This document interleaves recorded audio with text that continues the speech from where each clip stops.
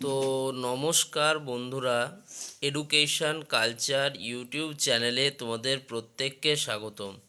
তো তোমরা যারা West Bengal state council of technical and vocational education and skill ডেভেলপমেন্টের সেকেন্ড সেমিস্টারের স্টুডেন্টরা রয়েছো, তো তোমাদের একটা গুরুত্বপূর্ণ সাবজেক্ট অ্যাপ্লাইড ফিজিক্স 2 এর ইম্পর্ট্যান্ট সাজেশান আমি এই চ্যানেল থেকে আপলোড করছি। অলরেডি তোমাদের এমসিকিউ এর যে টপ 10 এমসিকিউ যে তোমাদের সিরিজটা রয়েছে সেটা কমপ্লিট হয়ে গেছে।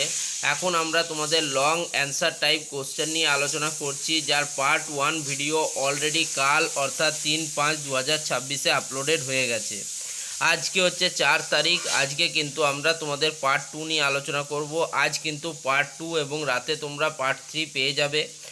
এরপর কালকের মধ্যে আমি তোমাদের পুরো কমপ্লিট কিন্তু শেষ করে দিচ্ছি। তোমাদের যে সিরিজের 4th এবং 5th পার্টটা থাকবে সেটা টোটাল 30টা লং অ্যান্সার টাইপ আমি প্রশ্ন দেব, এগুলো করে যাও, এক্সামিনেশনে তুমি খুব ভালোভাবে পাস করে যাবে।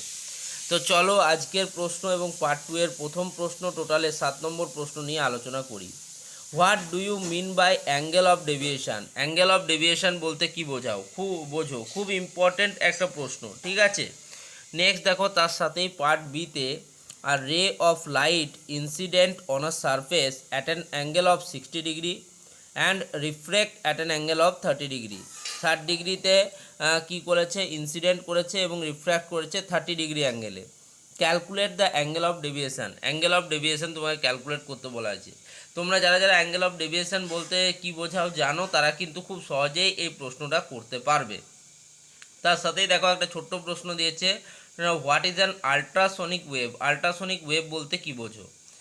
অ্যাঙ্গেল অফ ডেভিয়েশনের জন্য 2 মার্কস, ম্যাথামেটিক্যাল ক্যালকুলেশনের জন্য 4 মার্কস এবং আল্ট্রাসনিক ওয়েভ বলতে কী বোঝো তার জন্য 2 মার্কস। টোটালে কিন্তু 8 মার্কসের এটা একটা খুব ইম্পর্ট্যান্ট এবং ভালো প্রশ্ন।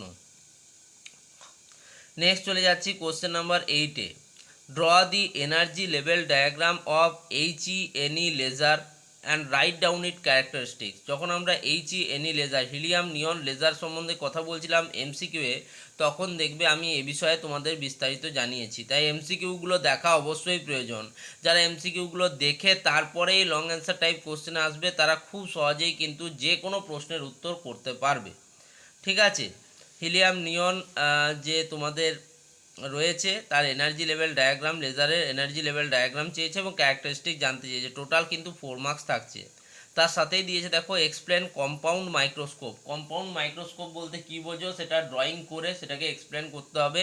টোটাল তার জন্য কিন্তু 4 মার্কস রয়েছে। এটা বুঝতে হবে কোন প্রশ্নের কত মার্কস রয়েছে, সেই অনুযায়ী কিন্তু তোমাকে এক্সামিনেশানে লিখতে হবে। এমন অনেক সময় হয় যে 2 মার্কসের প্রশ্নটা 4 মার্কসে থাকে, আবার 4 মার্কসের প্রশ্নটা 2 মার্কসে থাকে। সেক্ষেত্রে স্টুডেন্টদের খুব সমস্যা হয়।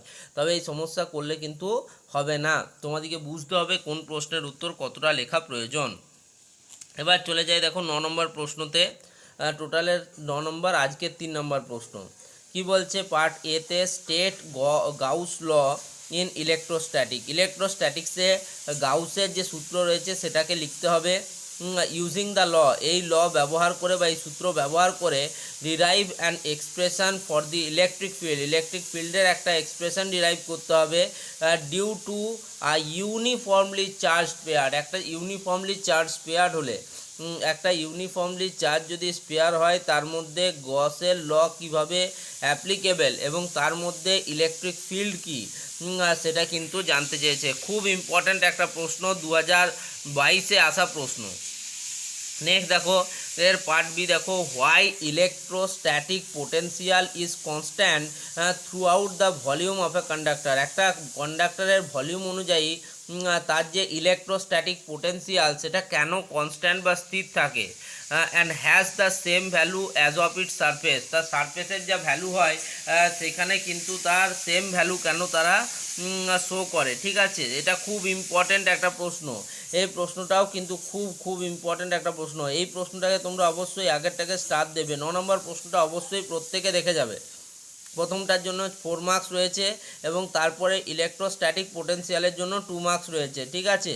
তার সাথে দেখো পার্ট সিতে রয়েছে define electric flux, right its SI units. Electric flux এবং ম্যাগনেটিক ফ্লাক্সকে ডিফাইন করবে এবং তাদের এসআই ইউনিট অবশ্যই কিন্তু লিখবে। তার জন্য 2 মার্কস রয়েছে, টোটালে 8 মার্কস।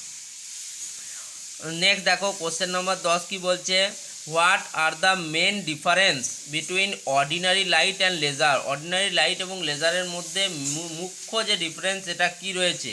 ভালো প্রশ্ন। নেক্সট দেখো পার্ট বিতে কি প্রশ্ন দিয়েছে, right a short note on population inversion. Population inversion বলতে কি বোঝায়, আমি যখন লেজারের তোমাদের এমসিকিউগুলো করাচ্ছিলাম সেখানে এই বিষয়টা কিন্তু ডিটেলসে বলে দিয়েছি তোমাদের। তারপরেও যদি অসুবিধা হয় কমেন্ট করবে অবশ্যই। Write a short note on population inversion. Part সিতে দেখো কি বলছে, how continuous and characteristic X rays are produced in Coolidge tube explain. Coolidge টিউবে কীভাবে একটা কন্টিনিউয়াস ক্যারেক্টারিস্টিক্স এক্স রে তৈরি হয় সেটা জানতে চেয়েছে এবং সেটাকে বিস্তারিত বর্ণনা করতে বা এক্সপ্লেন করতে বলেছে।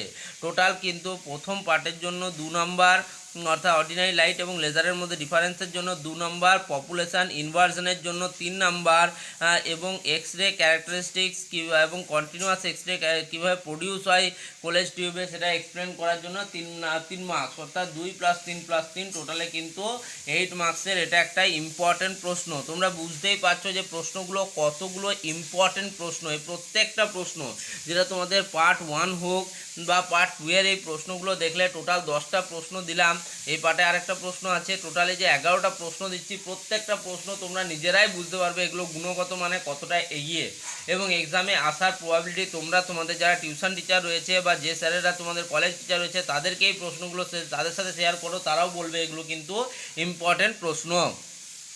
চলে যাব 11 নম্বর প্রশ্নতে। ঠিক আছে, টোটাল আরও 2টো প্রশ্ন আছে। 11 নম্বর প্রশ্নতে চলে যাব, কি বলছে, right any 2 distinguishing features between conductor, semiconductor and insulator on the basis of energy band diagram. Energy band diagram অনুযায়ী তোমাদের যে কন্ডাক্টর রয়েছে, ইনসুলেটর রয়েছে এবং সেমিকন্ডাক্টর রয়েছে তাদের মধ্যে 2টো ডিফারেন্স কিন্তু জানতে চেয়েছে।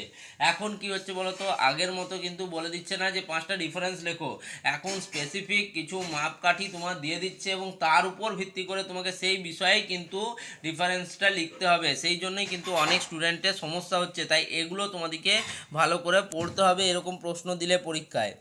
পার্ট বি কি বলছে দেখো, state 2 advantages of LED lamps over ইনক্যান্ডিসেন্ট lamps. আমাদের যে ইনক্যান্সিডেন্স ল্যাম্প যেগুলো রয়েছে এবং যে বর্তমানে যে এলইডি লাইট এমিটিং ডায়োডস যেগুলো রয়েছে তার মধ্যে কিন্তু এলইডি তোমরা জানো যে সব সময় একটা বেস্ট চয়েস। কেন চয়েস? সবার প্রথমে হচ্ছে এনার্জি এফিসিয়েন্ট, ঠিক আছে। 2 নম্বর হচ্ছে তোমার এটা হচ্ছে লং লাস্টিং, অনেক দিন কিন্তু চলে, ঠিক আছে। তো এইরকম তোমাদেরকে লিখতে হবে যে ইনক্যান্সিডেন্ট ল্যাম্প এবং বর্তমানে যে এলইডি ল্যাম্প তাদের মধ্যে এলইডি ল্যাম্পের কী কী 2টো অ্যাডভান্টেজ রয়েছে, ঠিক আছে। নেক্সট দেখো পার্ট সি প্রশ্নটার, draw a circuit diagram of NPN transistor. NPN ট্রানজিস্টারের সার্কিট ডায়াগ্রাম অঙ্কন করতে হবে। অ্যাম্প্লিফায়ার ইন সিই কনফিগারেশান, ঠিক আছে। কমন এমিটার কনফিগারেশনে তোমার এনপিএন ট্রানজিস্টারের যে সার্কিট ডায়াগ্রাম আছে সেটা অঙ্কন করতে বলা হয়েছে। এটাও একটা মোস্ট ইম্পর্টেন্ট প্রশ্ন কিন্তু। দেখো প্রত্যেকটা প্রশ্ন কিন্তু ইম্পর্টেন্ট, আমি বারবার তোমাদেরকে সেটাই বলছি। নেক্সট 12 নম্বর প্রশ্নতে দেখো পার্ট এ বলছে, why gallium arsenic is most commonly used in making of solar cell. একটা সোলার সেল তৈরি করতে গেলে GaAs কেন আমরা এটাকে ব্যবহার করি, এটা নিয়েও কিন্তু আগে এমসিকিউ আলোচনা আছে। তোমরা যারা এমসিকিউগুলো দেখোনি তারা কিন্তু সমস্যায় পড়বে, তাই এখনও বলছি যে এমসিকিউগুলো দেখে নাও এবং তারপরে লং অ্যান্সার টাইপ কোশ্চেনে আসো, তাহলে কিন্তু তোমাদেরই সুবিধা, ঠিক আছে। নেক্সট দেখো পার্ট বিতে কি বলছে, draw level diagram of a full wave rectifier circuit. একটা ফুল ওয়েভ রেকটিফায়ার সার্কিট অঙ্কন করতে বলেছে যার মধ্যে লেভেলিং থাকবে। Saw the input output wave forms, input এবং আউটপুট ওয়েভ ফর্মস তার মধ্যে কিন্তু দেখাতে হবে। খুব সুন্দর একটা প্রশ্ন, সার্কিট আঁকবে, ইনপুট আউটপুট ওয়েভ ফর্ম দেখাবে, তবে গিয়ে কমপ্লিট 3 মার্কস কিন্তু তুমি পাচ্ছ, ঠিক আছে। পার্ট বি এর জন্য পার্ট সিতে কি বলছে দেখো, draw the circuit diagram of a illuminated photodiode in reverse bias. Reverse bias কন্ডিশনে একটা সার্কিট ডায়াগ্রাম অঙ্কন করতে বলা হচ্ছে ইলিউমিনেটেড ফোটোডায়োডের, ঠিক আছে। How is photodiode use to measure light intensity, কীভাবে ফটোডায়োডের সাহায্যে আমরা লাইট ইন্টেন্সিটি মেজার করি সেটা কিন্তু জানতে চেয়েছে। প্রথম প্রশ্নটার জন্য 2 মার্কস, সোলার সেলে জিএএস ব্যবহার করা হয় কেন, এবং বাকি দুটি প্রশ্নের জন্য 6 মার্কস, টোটালে কিন্তু 8 মার্কস। তোমরা অবশ্যই এই প্রশ্নগুলো দেখে নাও, কোনো সমস্যা হলে জানিও। ধন্যবাদ।